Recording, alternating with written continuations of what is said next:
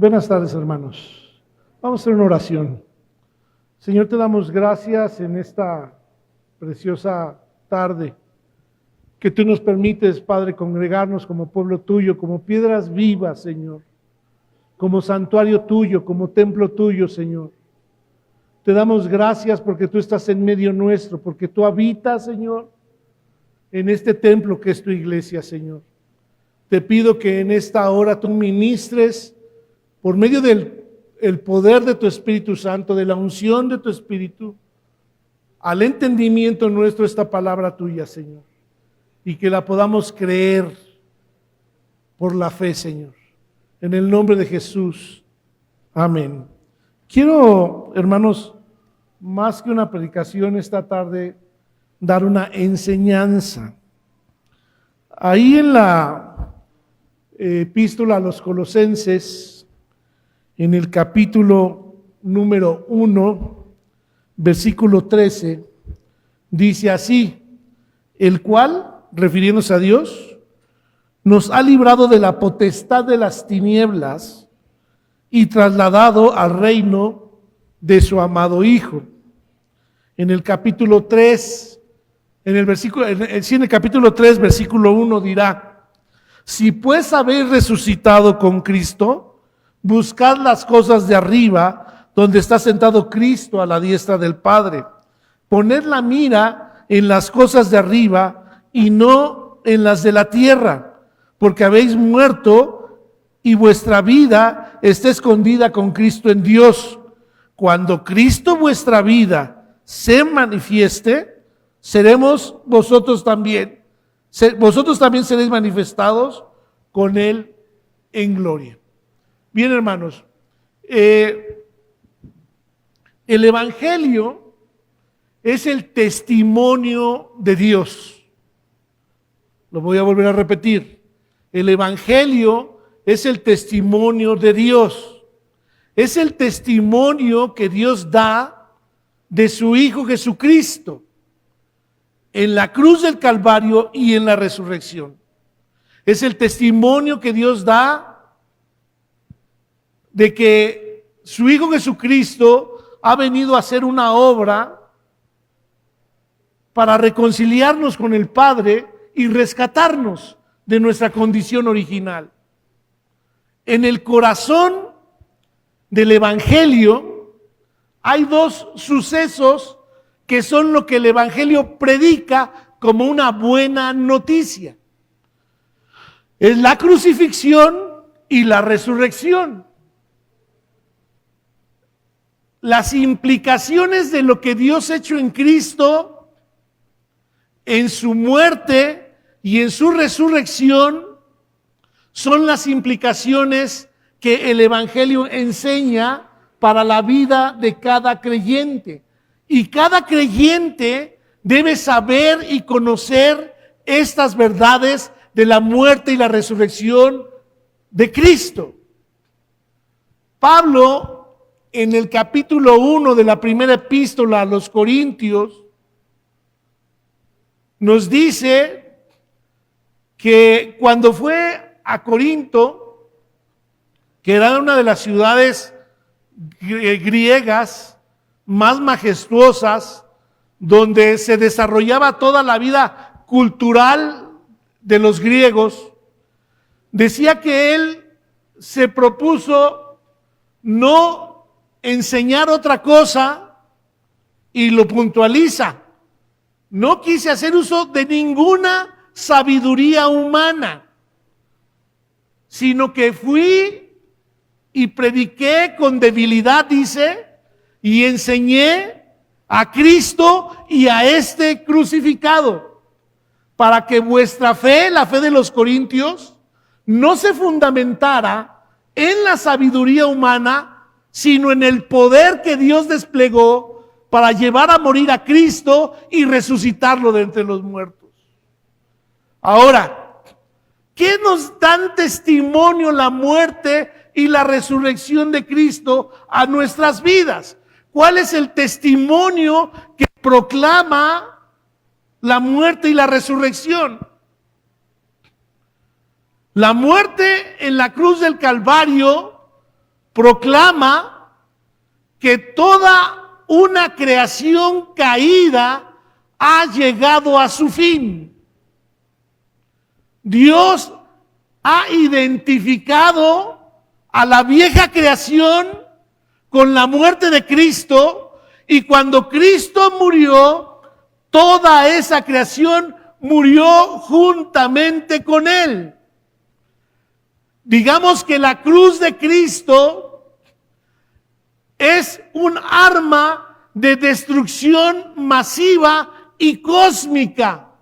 En la cruz, todo lo que era viejo, todo el antiguo orden, el antiguo reino y la antigua creación llegaron a su fin. Esto Dios lo consumó en Cristo. Es algo que ya sucedió el día que Cristo murió y que nosotros predicamos y proclamamos. De tal manera que por eso podemos decir que este mundo está pasando y que este mundo está condenado, y como Pablo da testimonio de su vida, él para este mundo ha muerto y el mundo muerto para él.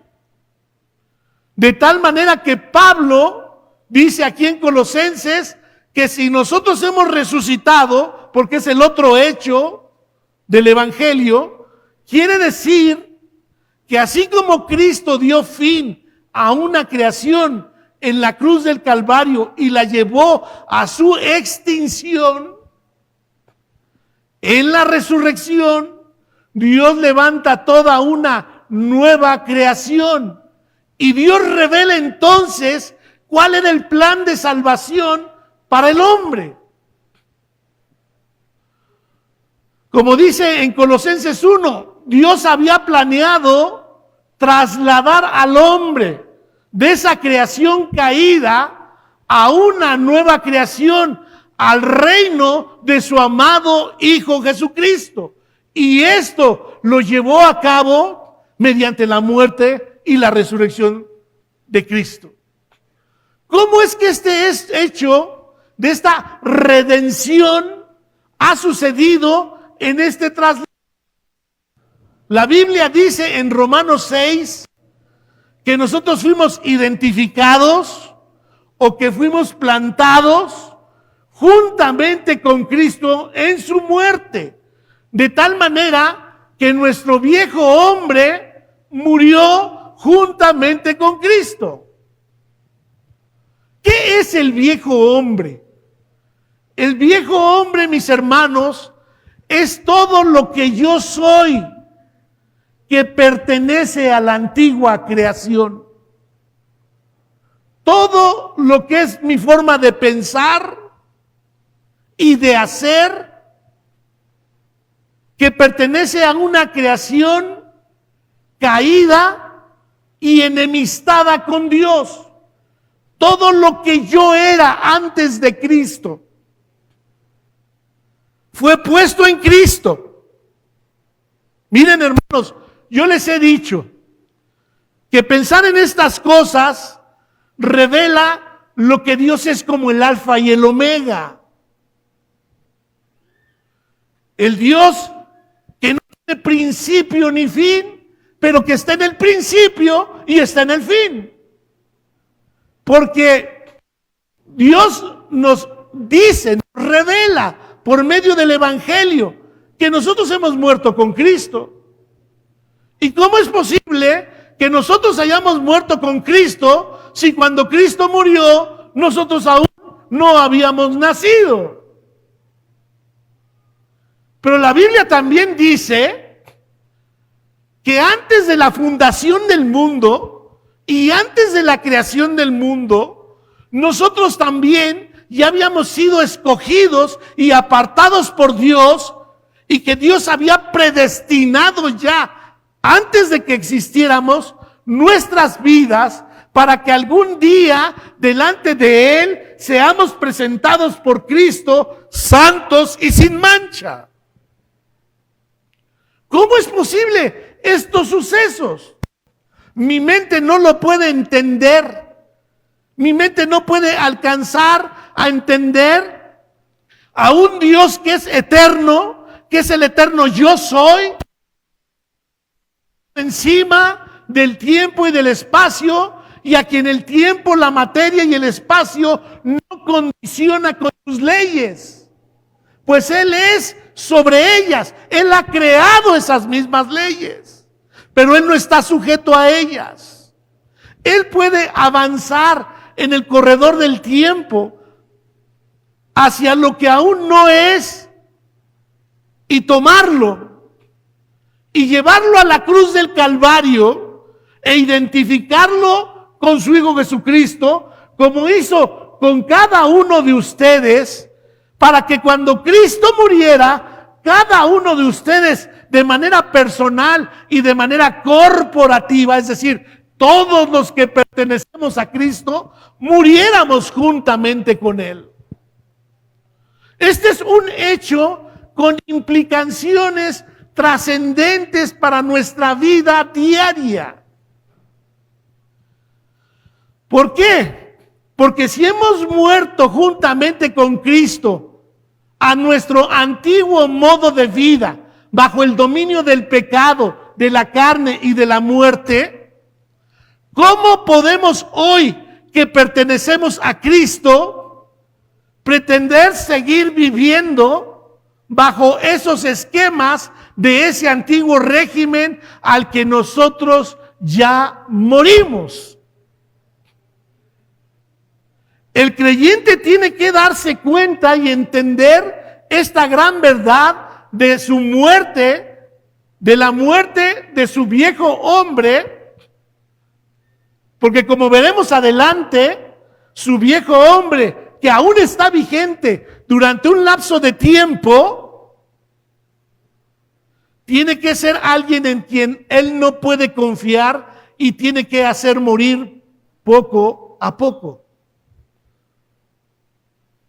Pero ahí está el hecho consumado, el hecho eterno y el hecho posicional.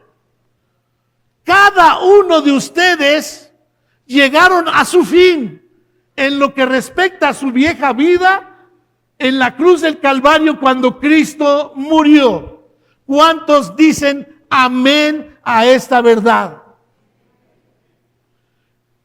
Lo mismo que creer que todos mis pecados fueron perdonados, hermanos. Lo mismito. Porque pregunto yo, ¿dónde estaban sus pecados cuando Cristo murió? Y sin embargo, no batallamos para creer que todos nuestros pecados fueron perdonados, que todos nuestros pecados fueron puestos en Cristo y que Él llevó todos nuestros pecados pasados, presentes y futuros. Y Él murió por ellos y Él pudo perdonarnos por medio del derramamiento de su sangre preciosa que sigue siendo efectiva en la vida de todos nosotros hasta el día de hoy. Ahora, el otro hecho que hay que analizar es como dice Romanos: si fuimos identificados con Él juntamente en su muerte, y al que apela Colosenses, es que también nos hemos levantado en una nueva forma de vida que no se conocía y que no existía hasta antes de que Cristo manifestara el poder de la resurrección levantándose de los muertos. Y cuando Él manifestó ese poder levantándose de los muertos, sacó a la luz una nueva vida inmortal a la que pertenecemos los que hemos creído en el Señor Jesucristo como nuestra resurrección. ¿Cuántos de los que estamos aquí sabemos que hemos resucitado juntamente con Cristo? ¿Cuántos podemos levantar nuestra mano y dar testimonio de este hecho que sucedió el día que Cristo se levantó de la tumba? Puedo levantar mi mano y decir: yo me levanté juntamente con Cristo, por tal manera yo soy un vivo de entre los muertos.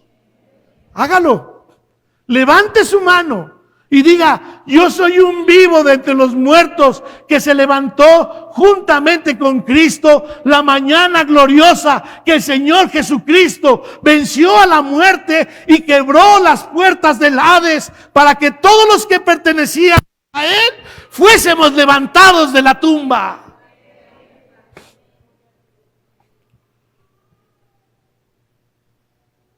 Tú eres el Cristo, dijo Pedro. Es decir, el ungido por Dios, el escogido por Dios, el capacitado por Dios, el empoderado por Dios, el Hijo del Dios viviente. Y Jesús le dijo: bien has dicho.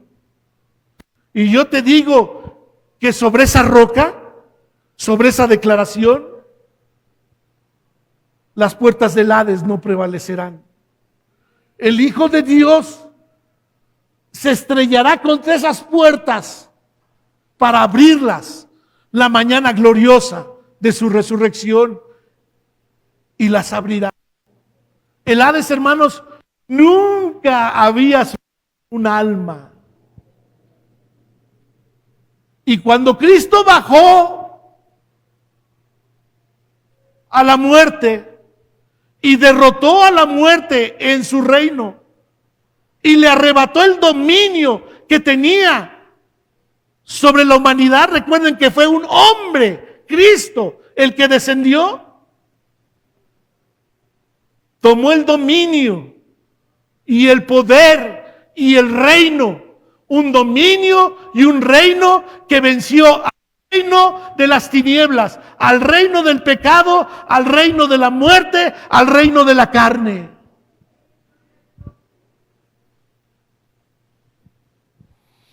¿Qué implicaciones tiene para mí esto?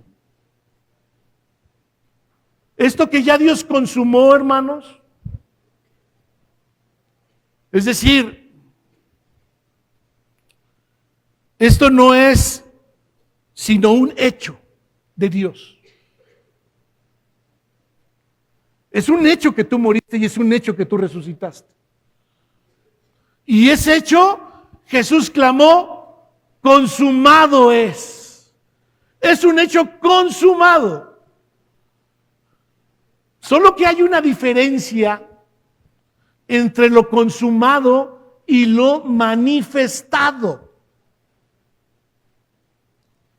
Esto que Dios ya consumó en su economía eterna y con lo que Él ya cuenta,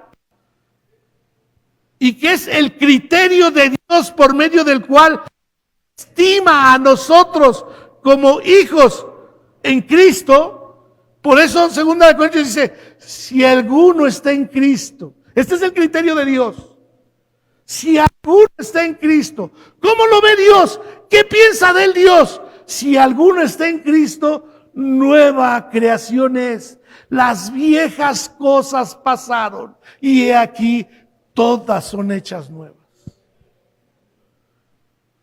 ¿Cómo logramos que en nuestra vida personal el criterio de Dios frente a lo que vemos y sentimos sea nuestro criterio? Déjenme le explico, o trato de hacer algo que es complicado de explicar. En la religión judía se pensaba que cuando el Mesías llegara, con él vendría el reino de los cielos. Y cuando ese suceso sucediera, entonces esta presente era malvada llegaría a su fin. Y entonces vendría la nueva era, la nueva creación, donde el reino de Israel le sería restaurado y donde el Señor vendría a gobernar esta tierra. Y lo que en realidad sucedió es que efectivamente Cristo vino y Cristo dijo: el reino de los cielos se ha acercado. El reino de los cielos ha llegado, lo anunció. y dio evidencia y dio testimonio de que Él era el Cristo y de que ese reino había venido. Pero ¿qué es lo que sucedió? Dos reinos se pusieron en paralelo. La mañana que Dios resucitó, o antes de que Él resucitara, solo existía esta presente era malvada que el reino de los cielos ya había comenzado a invadir de manera violenta. Pero la mañana que Cristo se levantó toda una nueva creación y la puso en paralelo, existiendo por un lapso de tiempo junto con la presente era malvada. De tal manera que hoy nosotros experimentamos la existencia de dos creaciones. La antigua creación que llegó a su fin posicionalmente en la cruz del Calvario, de la que están contados sus días, de la que fue consumada su extinción y de la que estamos aguardando la manifestación de su extinción, sigue presente todavía. Así como ahora, desde que Cristo se levantó, sigue también presente la nueva creación. Estas dos esferas de influencia, estos dos dominios que coexisten paralelamente solo durante un lapso de tiempo entre la primer venida de Cristo y la segunda, se contraponen, tienen valores diametralmente opuestos, exactamente opuestos. Y son enemigos uno del otro. Están en guerra, literalmente.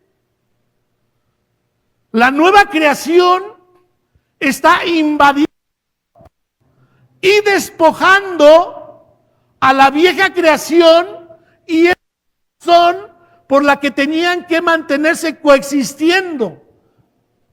Porque Dios tenía que aguardar a que usted naciera, creciera y creyera en el Señor Jesucristo como su Salvador, para que, siendo parte del botín de la vieja creación, usted pueda ser ido por la nueva creación, para que usted sea trasladado del reino de las tinieblas al reino de su amado Hijo. Es como el arca de Noé, hermanos. Jesús es el arca de Noé, donde fueron guardados de una creación para venir a participar de la muerte y de lo nuevo. Entonces, esta realidad de estas dos esferas marcan la vida del creyente en su andar. Porque el creyente que ya participa en la vida resucitada, el creyente que ya ha accedido al mundo espiritual, al reino de los cielos, y que ya está en Cristo, estas tres cosas es lo mismo: lo espiritual, el reino de los cielos y estar en Cristo. Y usted ya participa de ello, pero aún por un lapso de tiempo también sigue viviendo su experiencia en la debilidad de su carne. Pablo lo explicará de manera más abundante en el capítulo 8 de Romanos, desde el 17, 18 hasta el 24, donde dirá que nosotros juntamente con la creación fuimos salvos en debilidad, y que en el lapso de tiempo participamos de los gemidos de la creación, que gime a una por el día en que sea liberada de la sujeción a la corrupción en la que todavía está. De tal manera que el creyente, hermanos, experimenta estas dos realidades en su vida. La venida de estos dos reinos en paralelo generan una tensión inherente en la vida del cristiano que genera contradicciones en su vida. Usted vive contradicciones. Dios dice que usted ya es justo porque lo ha declarado justo y lo estima justo por los méritos de su Hijo, pero usted sabe que todavía no es justo. Pues sabe que el pecado todavía mora en usted, ¿verdad? Y que más bien ha comenzado un proceso. Usted ya no es esclavo del pecado. Ha sido libre del dominio legal y judicial condenatorio del pecado. Pero el pecado sigue morando en usted y está en un proceso donde el pecado está perdiendo dominio en su vida.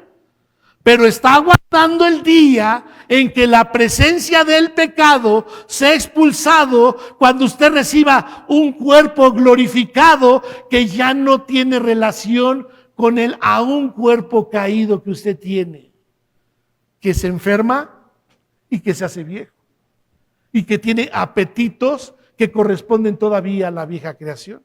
¿Alguien experimenta estas cosas? ¿O nada más le estoy hablando aquí al tanteo y a lo tonto?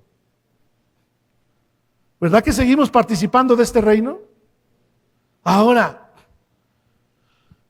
¿qué nos ordena Dios hacer? ¿Qué nos manda Dios hacer? Tú tienes dos posibilidades de vida. Tienes mucha experiencia en la vieja vida. Los años que tienes, los tienes de experiencia en la vieja vida. Pero tú ya no perteneces a la vieja vida.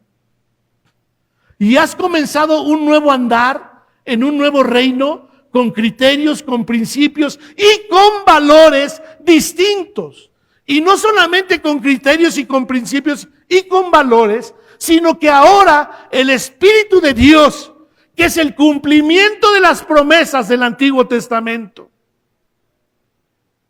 el anticipo de la nueva vida y la garantía de su consumación, ya está contigo. El Espíritu de Dios en tu vida marca que el futuro ha venido al presente y que en él está contenido la nueva vida solo como un anticipo. Por eso Pablo dice, mas cuando venga lo perfecto, lo estamos aguardando, lo que es en parte cesará. La vida del creyente es una experiencia de la nueva vida que sigue siendo en parte, que sigue siendo ya, pero aún no. Ya hemos recibido el Espíritu de Dios, ya somos hijos de Dios, pero aún no se ha manifestado lo que habremos de ser. Mientras tanto, mientras aguardamos en esperanza, con paciencia, lo que habremos de ser, tenemos que vivir esta nueva vida con fe hacia lo que Dios dice y da testimonio de nuestra vida. ¿Y qué dice Dios y da testimonio de nuestra vida? Número 1, que nosotros ya no estamos en la carne, sino que estamos en un nuevo modo de existencia que es el Espíritu. Pero tú vas a seguir viendo activa tu carne. El diablo te va a engañar para que tú creas, te va a mentir y te va a acusar en tu conciencia para que tú creas que lo que tú eres es que sigues siendo en la carne. Y te va a dar muchas evidencias de eso. Mira lo hipócrita que es, te va a decir. Eres un falso, eres un mentiroso. ¿Otra vez pidiéndole perdón a Dios por lo mismo? No, pues tú ya definitivamente Ya te acostumbraste a ser lo que eres, porque ¿no será que eso es lo que eres? ¿Alguien ha escuchado alguna vez estas voces? Es un mentiroso. Él sabe la verdad, pero su labor es confundirte y engañarte. Dios sigue diciendo de ti: si alguno está en Cristo, nueva criatura es. Y la Biblia dice: mas por Él estáis vosotros en Cristo.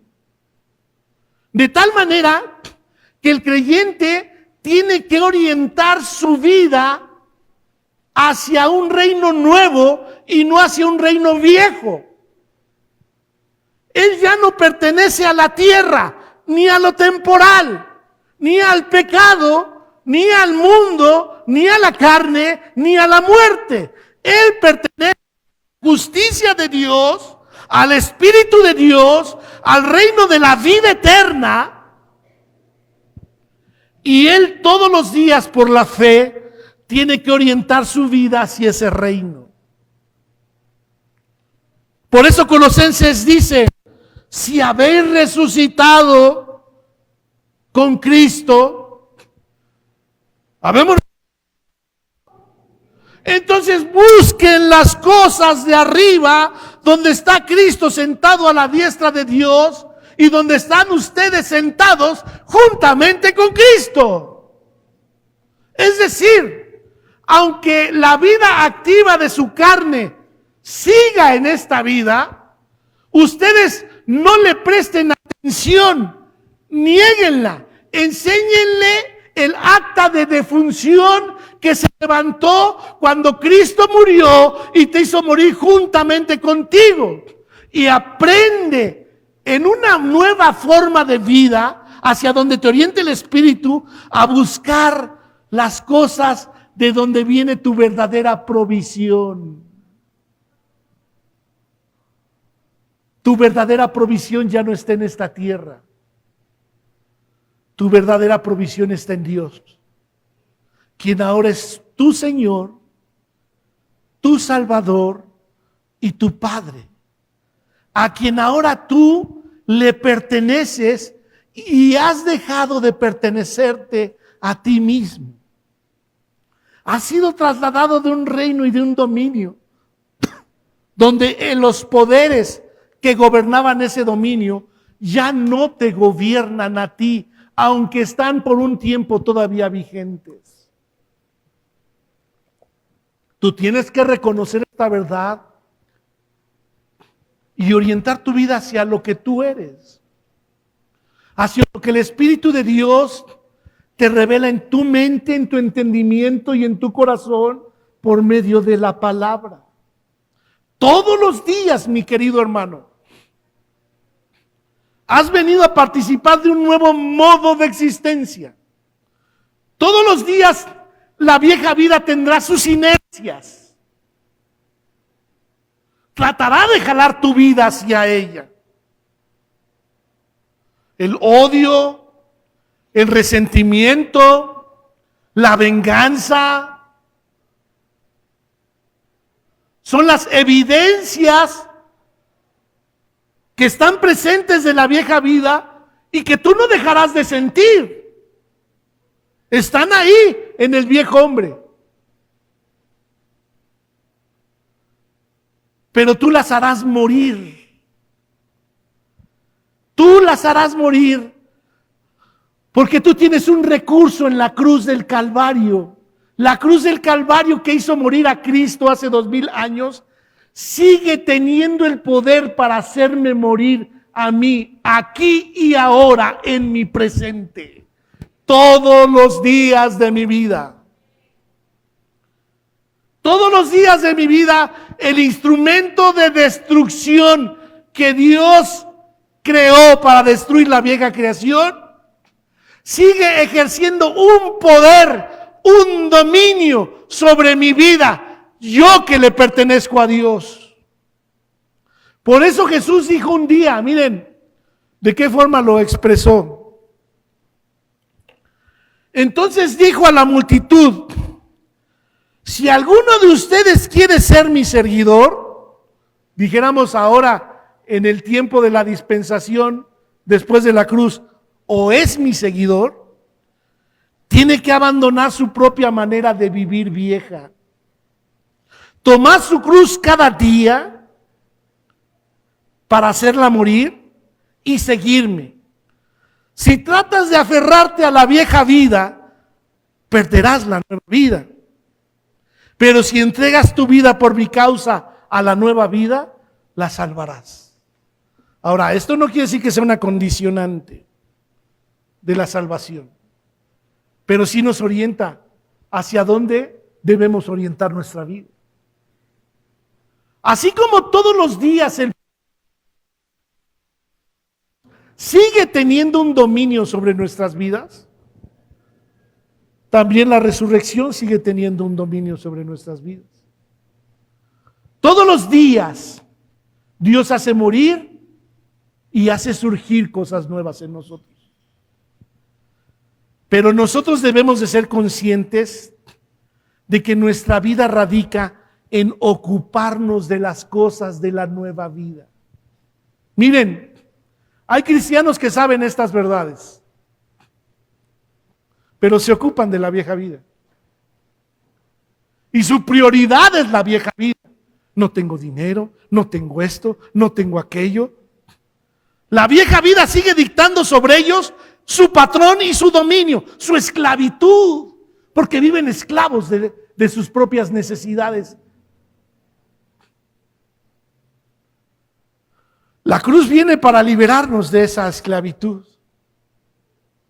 Y entonces yo sé cuando viene la vida de la resurrección, la vida del Espíritu que mora en mí, me hace saber que mi Padre es el que se ocupa de mi vida. No importa cuántas carencias tenga, Él me ha provisto todo. Y Él me faculta para que yo pueda vivir y ocuparme de las cosas en la nueva vida. Hay creyentes que su única expresión de la nueva vida es ir a la iglesia. Y esto es todo lo que tienen como su expresión de nueva vida. ¿Saben, hermanos? A la iglesia no se va, la iglesia se es. A la iglesia no se va, la iglesia se es. Y usted tiene que ocuparse todos los días de ser parte del cuerpo de Cristo. Porque ese es su nuevo hábitat, ese es su nuevo reino, su nuevo mundo. Usted tiene que consagrar su vida a donde pertenece. Miren, hermanos, les voy a decir una gran verdad. Todos pertenecemos a una familia. Amamos nuestras familias. Nada nos hace sentir pertenecer tanto a algo como a nuestras familias. Pero desde que el Señor se levantó de la tumba, levantó una nueva familia. No es como nuestra familia terrenal, porque la familia terrenal no es eterna, es temporal. Es temporal. En esta familia, Jesús dijo a los que pertenecían en esta familia y que se dan cuenta y entienden que son la familia de Dios. A nadie llaméis Padre en la tierra, porque Padre es solo uno, Dios. Esta familia es eterna. Existirá y nunca dejará de ser. Algún día nuestras relaciones temporales llegarán a su fin y nos hallaremos con nuestros hermanos en el ámbito de nuestro Padre Celestial y viviremos eternamente con Él. Ojo, porque hay muchos en la familia de Dios que no se quieren. Y les tengo una mala noticia. Van a vivir eternamente con ellos. Ocupémonos de arraigarnos en el amor de Cristo. Porque bien Dios nos ha dado testimonio de los nuevos valores. Odiar ya no es una opción, perdonar sí. Y no como decimos nosotros, perdono pero no olvido. Perdonamos como Cristo nos perdonó. Porque pertenecemos a estos nuevos valores. Porque como dice Pablo, yo, aunque yo sigo estando en la carne, en la debilidad de esta carne, yo ya no milito con los valores de ella. Yo ya no concuerdo con los valores de ella.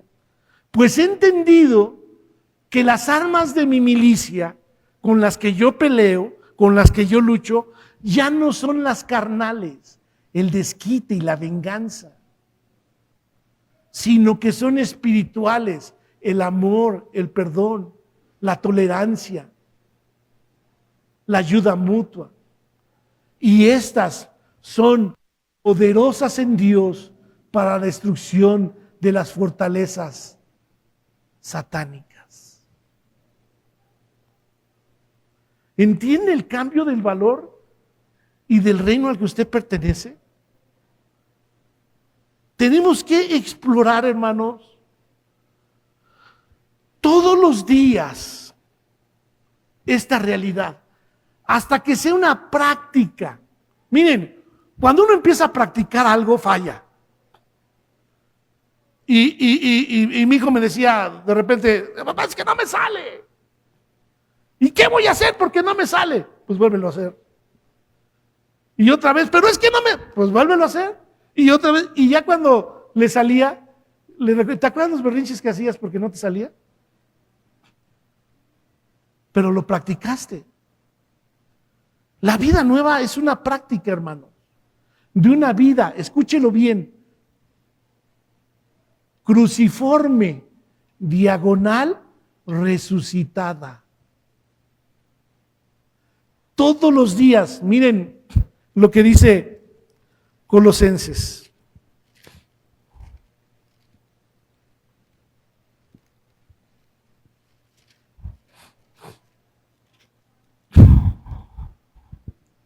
No mintáis los unos a los otros, habiendo despojados del viejo hombre con sus hechos.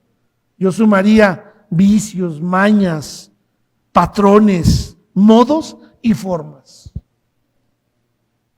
Sino revestidos del nuevo, el cual, conforme a la imagen del que lo creó, en un proceso continuo, no se desesperen, van a ir creciendo, se va renovando hasta el conocimiento pleno. Dirá Efesios.